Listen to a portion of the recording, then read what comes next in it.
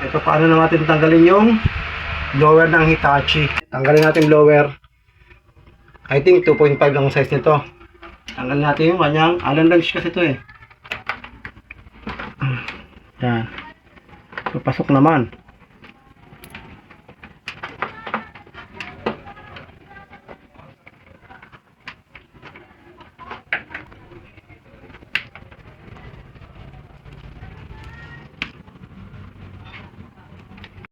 Hugot lang natin. Angat, ganda lang, ingat. Ganun lang kasimple, tas tago natin to.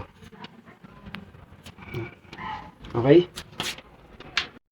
At ito yung ating control board, yung ating fan motor, drain pan, saka blower. Nabaklas na natin at malilinis na ng gusto yan. Hindi na kailangan ng pull down kapag ganito ang cleaning. Okay na yan, tirahin na yan. Pwedeng ibaba itong kaha, pwedeng hindi. Angat natin yan kasi nasa kaliwa naman yung tubo. Maangat ng gusto yan hanggang back train. Walang problema sa cleaning. Okay? May lock kasi yan dun eh. Doon sa taas na yan, may lock.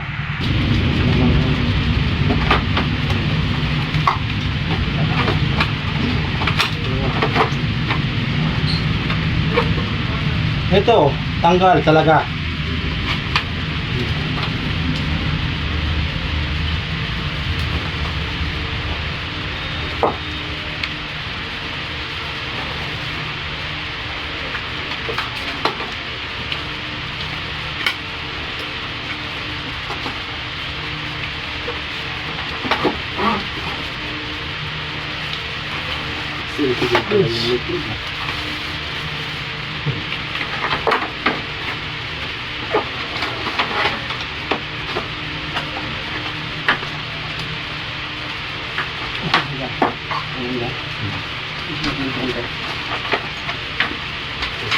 Ganun lang, kapag nasa kaliwa yung tubo, mas madali.